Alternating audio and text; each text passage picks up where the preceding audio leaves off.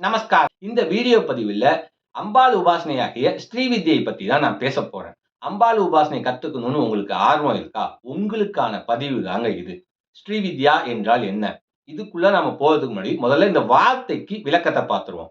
ஸ்ரீவித்யா, ஸ்ரீ மற்றும் வித்யா. இது ஸ்ரீங்க, ஸ்திரீ கிடையாது. ஏன்னா நிறைய பேர் இத சொல்லும்போது ஸ்திரீ வித்யா அப்படிங்கிறாங்க. இது ஸ்திரீ வித்யா கிடையாது, ஸ்ரீவித்யா. ஸ்ரீ என்றால் உயர்ந்த, ஸ்திரீ என்றால் பெண். இங்க ஸ்ரீ தான் நம்ம சொல்றோம். உயர்ந்த வித்யா. வித்யானா ஞானம் அல்லது அறிவு. அந்த உயர்ந்த ஞானத்தை இது தரக்கூடியதால் இதை நாம் ஸ்ரீ வித்யா என்றோம். உயர்ந்த ஞானம்னா பிரம்ம ஞானம். அதனால தான் இத பிரம்ம வித்யா அல்லது திருமூலர் பராவித்தைன்னு சொல்லுவார். சரிங்களா? இந்த ஸ்ரீ வித்யானா என்னன்னு தெரிஞ்சுக்கிறதுக்கு முன்னாடி இதுக்குள்ள இருக்கக்கூடிய மார்க்கங்களை நாம தெரிஞ்சுக்கணும். அதாவது வழிகள். முதல்ல யார் ஸ்ரீ வித்யாவை கொடுத்தா, என்னென்ன மார்க்கங்கள் இருக்கு, யார் யார் கத்துக்கலாம், நமக்கு எது சூட்டபிளா இருக்கும் அப்படின்லாம் நம்ம தெரிஞ்சுக்கலாம். முதல்ல குடுத்தது யார் அப்படின்னு கேட்டீங்கன்னா, 3 நபர்கள சொல்லுவாங்க. 3 பேருமே இறைவன் தான்.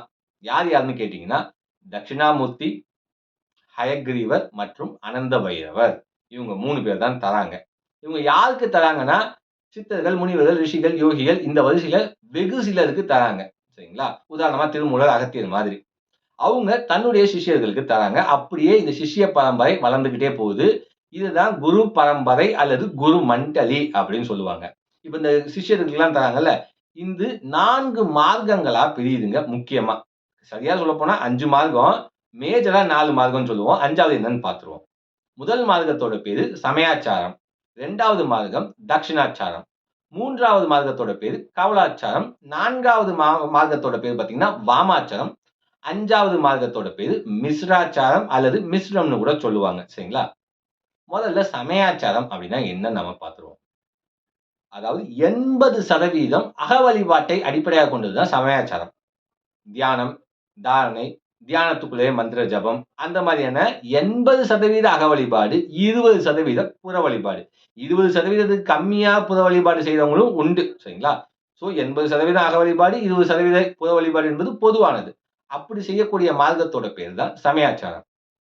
உடனே உங்களுக்கு மனசுக்குள்ள தோணலாம். அடடா! சமயாச்சாரம் ஈஸியா இருக்கே. எல்லாரும் ஃபாலோ பண்ணலாம். பூஜை எல்லாம் ரொம்ப கம்மி. அப்படியே உட்கார்ந்து தியானத்திலேயே மந்திர ஜபம். உண்மையாலுமே புரிஞ்சுக்குங்க. சமயாச்சாரம் கஷ்டம் பின்பற்றுவதற்கு காரணம் என்னன்னு கேட்டீங்கன்னா, தியானம் அவ்வளவு எளிதில் வசப்படாது. அவங்க தியானத்திலேயே மந்திரத்திலேயே கரைஞ்சு போணும்னு சொல்லுவாங்க. அவ்வளவு சீக்கிரம் அது வசப்படவே படாது. அடுத்தது தட்சிணாச்சாரம். சமயாச்சாரத்தோட டைரக்ட் ஆப்போசிட் தட்சிணாச்சாரம்னு சொல்லுவாங்க. சமயாச்சாரம் கிழக்குனா, தட்சிணாச்சாரம் மேற்குன்னு சொன்னா மிகை இல்லை. ஏன்னா, தட்சிணாச்சாரத்துல 80% புற வழிபாடும், 20% அக வழிபாடும் கொண்டது. இப்ப நீங்க நெறைய ஸ்ரீ சக்கர பூஜை எல்லாம் பார்ப்பீங்கல்ல, இதெல்லாம் பெரும்பாலும் தட்சிணாச்சாரத்தை அடிப்படையாகக் கொண்டதா தான் இருக்கும்.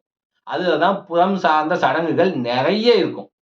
அக வழிபாடு கம்மியா தான் இருக்கும். காரணம் என்னன்னு கேட்டீங்கன்னா, புற வழிபாட்டிலேயே நெறைய நேரம் செலவிடப்படும். இவ்வளவுதான் விஷயம். அதுக்காக அக வழிபாடே இல்லன்னு சொல்லல. ஒரு 20% அக வழிபாடுன்னு வச்சுக்கலாம்.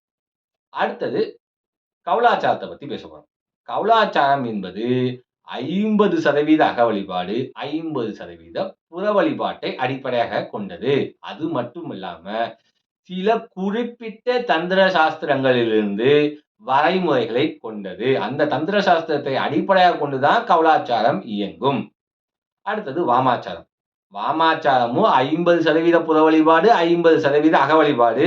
அதே மாரி சில குறிப்பிட்ட தந்திர சாஸ்திரங்கள் சொல்லக்கூடிய வரைமுறைப்படித்தான் இயங்கும்.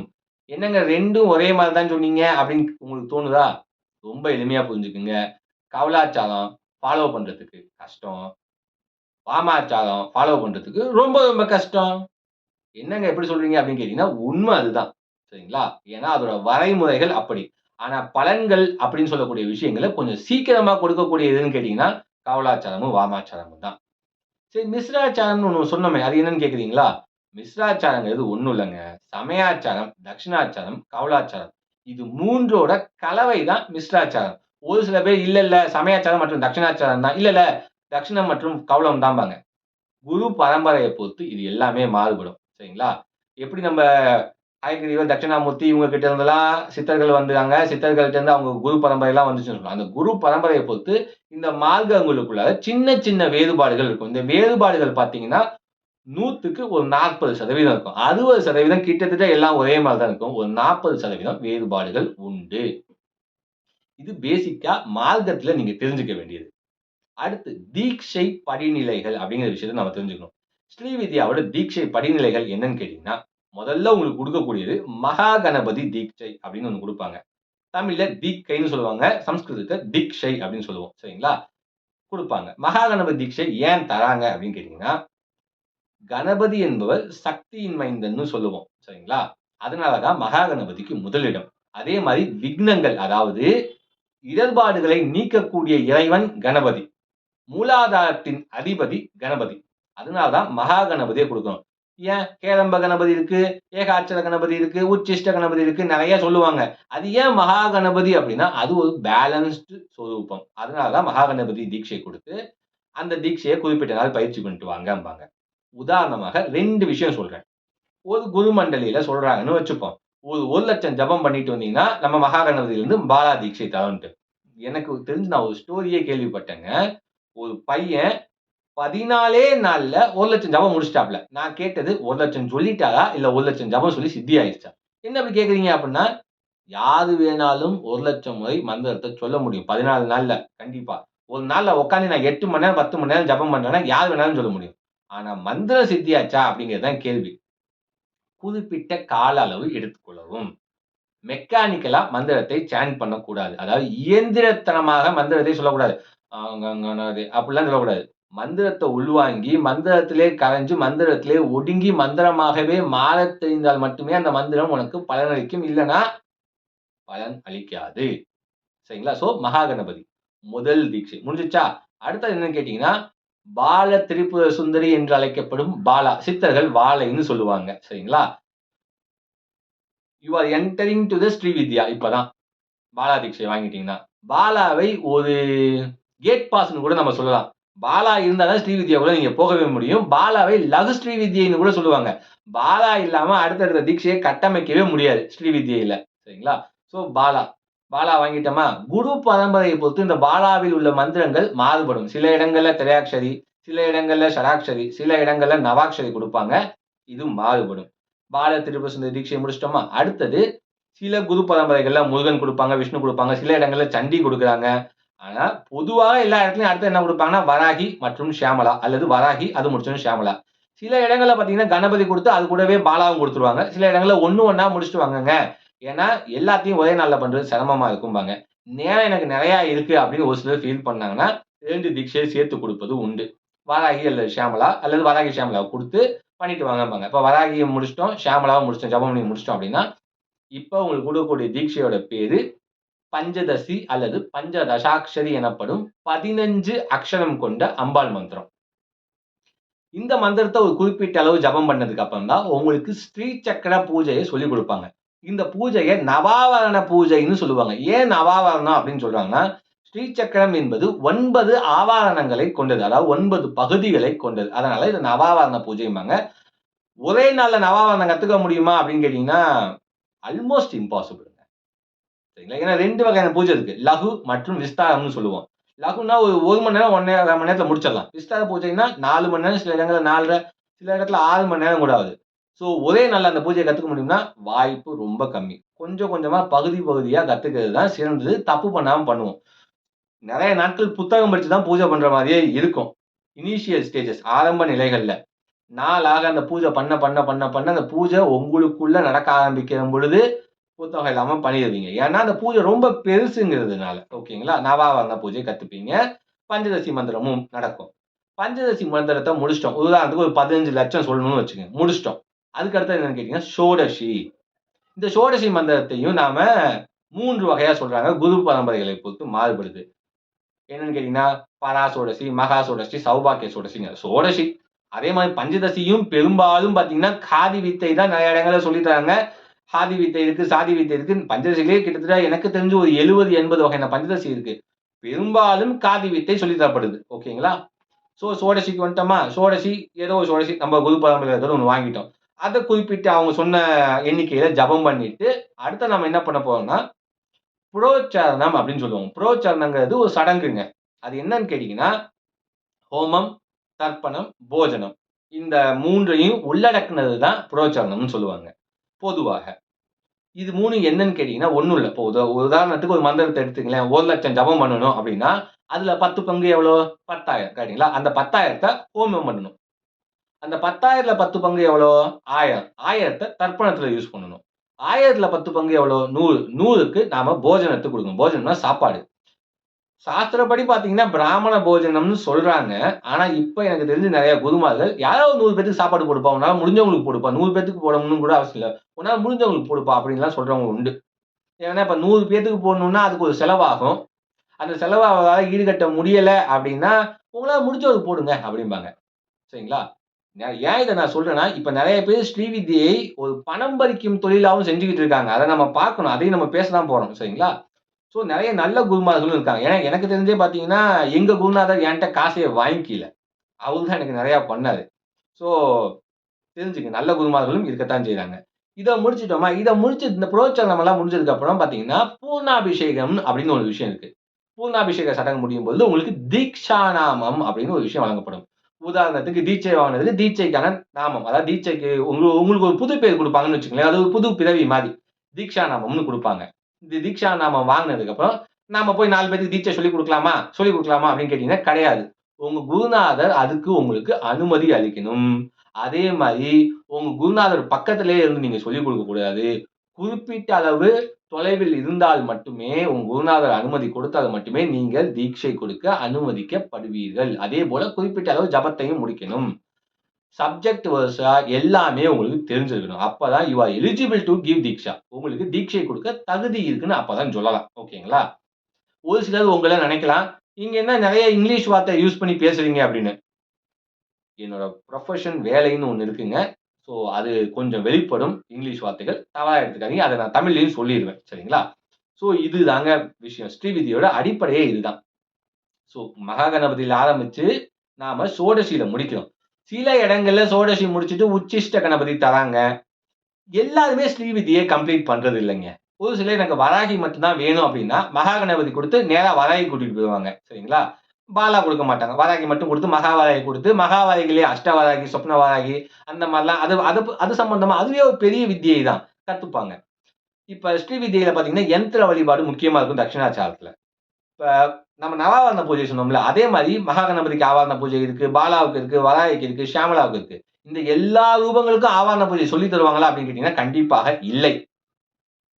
அதுக்கான ஜபம், அதுக்கான அந்த ரிஷிநியாசம், கரநியாசம், அங்கநியாசம், பஞ்ச பூஜை, அத ரிவர்ஸ் பண்றது, ஜப சமர்ப்பணம் இந்த மாரி பேசிக் பூஜா பத்ததிய தான் ஃபாலோ பண்ணுவீங்க. யாரு அந்த ரூபத்த பிரத்யக்ஷ தெய்வமா எடுத்து, எனக்கு நான் மகாகணபதி தாங்க பண்ண போறேன் அப்படிங்கிறவங்களுக்கு என்டையரா மகாகணபதி சொல்லித் தருவாங்க.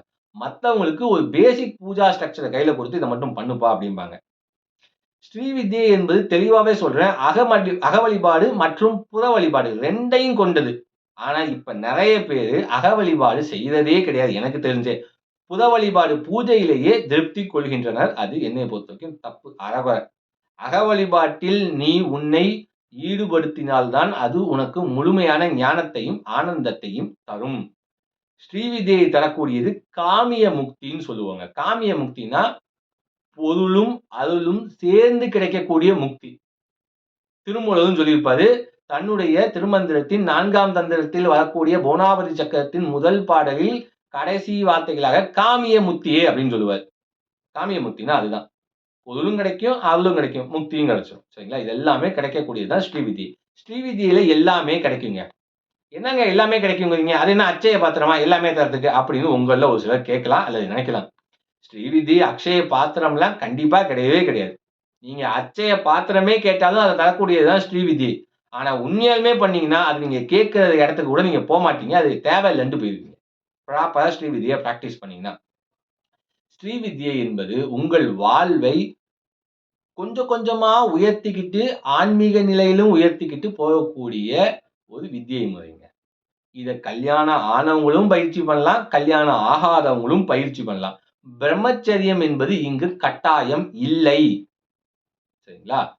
இதெல்லாம் எங்க நீங்க கேட்கணும் அப்டின்னா, யாராவது ஒருத்தர் சொல்லி தராங்கன்னு வச்சுக்கோங்க. உதாரணத்துக்கு உங்களுக்கு ஒரு குருநாதர் கிடைக்கிறாருன்னு வச்சுக்கோங்க. நீங்க அவர்ட்ட கேட்டு கன்ஃபார்ம் பண்றது தான் கரெக்ட். நான் இங்க குடுக்குறது எல்லாமே ஜெனரல் டீடைல்ஸ். ஃபார் எக்ஸாம்பிள், நீங்க உங்களுக்கு கிடைச்ச குருநாதர் தட்சிணாச்சாரம் சார்ந்தவர் என்றால், அவங்க பூஜா பத்ததியில என்னென்ன இருக்குன்னு தெரிஞ்சுக்கிட்டு, அதுக்கேத்த மாரி தான் நீங்க உங்கள் வாழ்வியல் முறைய மாத்திக்கணும். சரிங்களா? ஏன்னா நம்ம முன்னாடியே சொன்ன மாரி தான். சமயாச்சாரம், தட்சிணாச்சாரம், கவுளாச்சாரம், வாமாச்சாரம், மிஸ்ராச்சாரம்லாம் இருக்கு. இது இல்லாம சீடர்களையே 3 வகையாக பிரிப்பார்கள். அதெல்லாம் என்னன்னு இன்னொரு வீடியோல பேசுவோம். பேசணும்னா பேசிக்கிட்டே இருக்கலாம் ஸ்ரீவித்யை பத்தி. ஒவ்வொரு பகுதியா நான் அப்லோட் பண்றேன். ஒண்ணு ஒண்ணா பாருங்க. நெறைய புது புது விஷயங்கள தந்திர சாஸ்திரங்கள் என்னதான் சொல்லுது ஸ்ரீவித்யை பத்தி அப்படின்னு நீங்க தெரிஞ்சுக்கலாம். சரிங்களா? ஸோ ஸ்ரீவித்யை என்றால் என்ன அப்படின்னு என்ட்ட யாராவது கேட்டாங்கன்னா, அஷ்டாங்க யோகத்தின் ஒரு மாறுபட்ட கிரியை வடிவம் தான் ஸ்ரீவித்யைன்னு சொல்லுவேன். எப்படி? அஷ்டாங்க யோகத்தோட ஒரு மாறுபட்ட கிரியை வடிவம். ஏன்னா அஷ்டாங்க யோகம்னு பார்த்தீங்கன்னா, இயமம், நியமம், ஆசனம், பிராணாயாமம், பிரத்யாகாரம், தாரணை, தியானம், சமாதி. இந்த 8மே ஸ்ரீவித்யைக்குள்ள வரும். நீங்க ப்ராப்பரா பிராக்டிஸ் பண்ணி உண்மையான ஒரு குருவ கண்டுபிடிச்சீங்கன்னா. எனக்கு உண்மையான குருவே கிடைக்கல அப்படின்னு கேட்டீங்கன்னா, தேடுங்க கிடைப்பாங்க. இந்த காலகட்டத்தில நெறைய பேர் பணம் வாங்கிட்டு ஸ்ரீவித்யை சொல்லி தராங்க. உண்மையில் தவறு. குரு தட்சிணை என்பது அந்த சீடன் மனமுவந்து குடுக்கக்கூடியது. இத கத்துக்க 5000 அத கத்துக்க 4000 நீங்க கேட்டீங்கன்னா, அதுக்கு பேர் கட்டணம். அதன் பெயர் வியாபாரம். ஸ்ரீவித்யை என்பது நீங்க பணம் வாங்காம சொல்லிக் குடுக்கக்கூடியது. தட்சணை என்பது சீடனுக்கு மனமுவந்து அந்த சீடன் தரக்கூடிய ஒண்ணு. சரிங்களா? இப்ப நெறைய பேர் ஆன்லைன் தீட்சையை பிரிஃபர் பண்றாங்க. தயவு செய்து ப்ளீஸ் ஆன்லைன் தீட்சைலாம் வாங்கவே வாங்காதீங்க. நெறைய ஆன்லைன் தீட்சை வாங்குனவங்கள நான் பார்த்துட்டேன். எனக்கு எந்த பலனுமே இல்லன்னு தான் சொல்றாங்க. இத பத்தி பல வருஷமா நான் பேசிக்கிட்டு தான் இருக்கேன். சரிங்களா? ஆன்லைன் தீட்சை வாங்காதீங்க. எப்படியாவது ஒரு டயத்த மேனேஜ் பண்ணி, அட்ஜஸ்ட் பண்ணி அந்த நபர்ட்ட போய் நேரடியா தீட்சை வாங்கி கத்துக்குங்க. அதுதான் சாலச் சிறந்தது. நெறைய பேர் இல்ல நான் மானச தீட்சையாவே தந்துருவேன் அப்டின்லாம் சொல்லுவாங்க. ப்ளீஸ் நம்பாதீங்க. அந்த அளவுக்கு சக்தி வாய்ந்த நபர்லாம் அவங்க இல்ல. மானசீக தீட்சைலாம் தரணும்னா, நீங்க ஒரு சித்த புருஷ அளவுக்காவது போயிருக்கணும் அந்த நபர். அவர் உண்மையாலுமே போய்ட்டாரா? யோசிச்சு பாருங்க. ஒரு சித்த புருஷ லெவலுக்கு அவர் போய்ட்டாருன்னே வச்சுக்கோ. அவருக்கு எதுக்குங்க காசு? மானச தீட்சை தரப்போறாரு. சித்த புருஷ லெவலுக்கு போய்ட்டாரு. ஆனா தீட்சை மட்டும் 25,000. யோசிச்சு பாருங்க. நான் ஏற்கனவே சொன்னதுதான். ஸ்ரீவித்யை என்பது தற்பொழுது பணம் பறிக்கிற ஒரு தொழிலாவும் மாறிருச்சுங்கிறது தான் உண்ம. ஆனா நல்லவங்களும் அங்கங்க இருக்காங்க. உதாரணத்துக்கு என் குருநாதர் மாரி. என் குருநாதர்லாம் உண்மைய சொல்லப்போனா எனக்கு பூர்ணாபிஷேகத்தப்பலாம் காசே இல்லங்க. அவரு தாங்க போட்டு எல்லாத்தையும் பண்ணாரு. அப்பதான் நான் வேலைக்கு போன புதுசு. சரிங்களா? அவரு போட்டு பண்ணாருங்க எனக்கு எல்லாமே எல்லா செலவையும். "ஏன் எனக்கு நீ பையன் தானே? நான் உனக்கு பண்ண மாட்டேனா?" அப்டின்னாரு. அந்த மாரி நபர்லாம் உங்களுக்கு கிடைச்சாங்கன்னு வச்சுக்கங்களேன், நீங்கலாம் டக்கு டக்குன்னு மேல போயிடலாம். ஆனா அந்த மாரி நபர்கள தேடி புடிங்க. ஃபர்ஸ்ட் ஆன்மீகத்தை கொள்ளுவதற்கு ஒருத்தர் காசு கேட்கிறார்னா 2 விஷயம் யோசிங்க. நான் காசு கேட்கிற எல்லாத்தையும் தப்பானவங்கன்னு சொல்லல. உண்மையாலுமே அந்த ஒரு செலவாவுது. அந்த செலவுக்கு தான் பணம் கேட்கிறாங்க அப்டின்னா ஃபைன்.